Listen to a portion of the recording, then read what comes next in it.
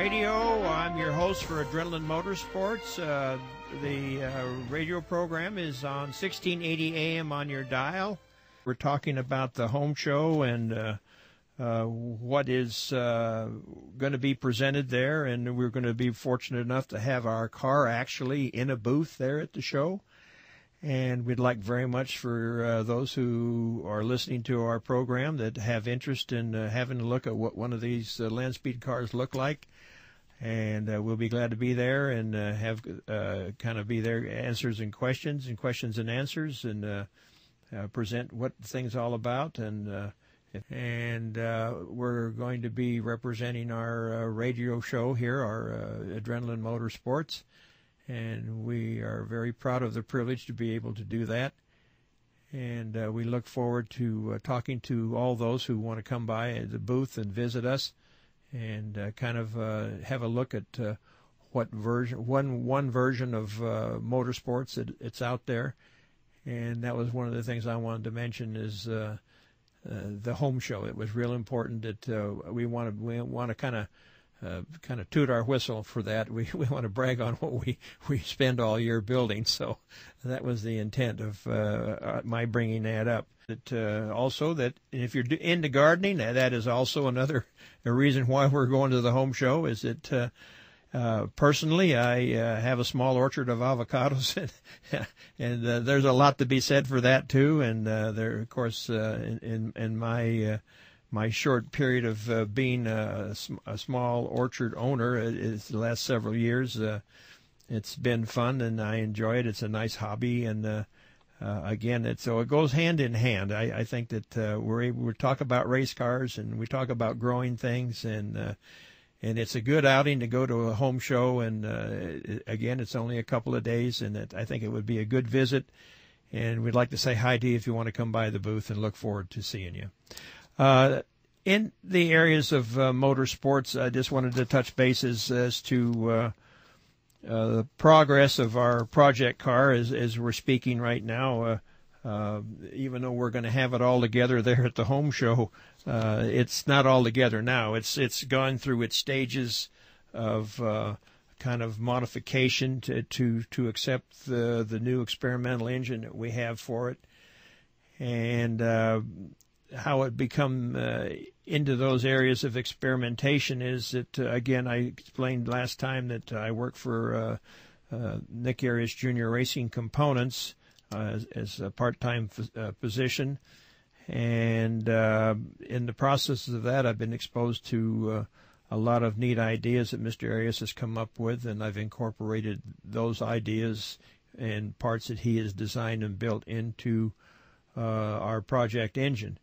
And the project engine now is pretty much assembled, and of course we've invested quite a bit of time in doing that and checking every little part and piece, and we have encountered new project gremlins, which I found very interesting. You purchase items, as an example. For the first time, we're using an electronic ignition system. Normally in the past, we've ran what's called a magneto. You rotate the engine and it generates the power. The magneto turns and it generates its own energy and produces spark for the spark plugs. Well, having a device like that on a car that we have interferes with another new item we've installed on the car, which is what's called a data acquisition system. And if you have a magneto, it sets up an electronic field, and the data acquisition system doesn't do well with that energy field there. And so we've had to put a electronic ignition in there where it's not affected by the electronic field. It has another means in which to provide energy. And so we thought by acquiring these parts and installing them on the engine to make our job easier when the car was put together, we would now we're trying to start the car up, and not the car, but to start the engine up, and it wouldn't start. And we just hunted all over the place trying to find out what our reasons were, and we thought perhaps, well, it couldn't be a brand new part failure. Well, lo and behold, that's exactly what we found. We found that the ECM, which is the electronic computer module, brand new out of the box, for whatever the reason, it decided it didn't want to work for us that day. So we had to take it and change it over to another one, which we had to acquire a second module. And we were able to start the engine, but then we learned that there were some other adjustments that needed to be made, so we called it a day, and we decided to hold off until another electronic component arrived. And because these modules basically are rated in horsepower, and the one that we switched to wasn't adequate for what we thought we were going to produce on the test stand, which is called a dynamometer. And what it does is that when you start your engine and you have your adjustments made, you let the engine warm up, and you have a variety of things that you're doing at the same time. And the features that we have on our engine are quite unique. It's not found in your average everyday drive to work type car. It's fairly exotic in form and shape. We have a huge device called a supercharger, but it's not really a supercharger that one might even see on a Corvette or something like that. It's for high performance. It's called a screw charger, and it's actually a giant air compressor sitting on top of your motor. And so we were concerned with the addition of a brand new manifold that we had designed and made that has a radiator in the middle of it called an intercooler. We run the intention of all that is to chill the fuel as it comes through the supercharger and create a colder fuel so the engine combustion is more efficient. And we were hoping that all of that would work, which we found did at this point in the early stages of our testing.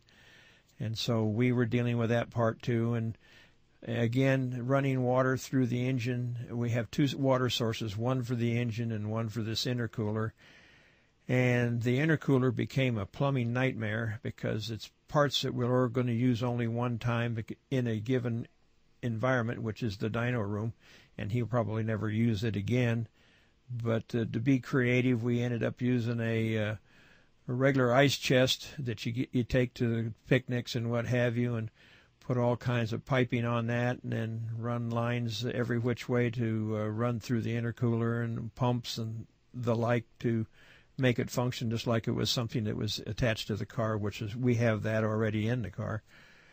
So these were the things we encountered in our beginning stages of our testing of our engine. So to date, we found that we're still waiting for parts to arrive, and hopefully by the middle of this coming week, we'll probably have something there that we can actually hear some good news, and the engine will be functioning as we hope we want it to function like, and that's really the big deal with us.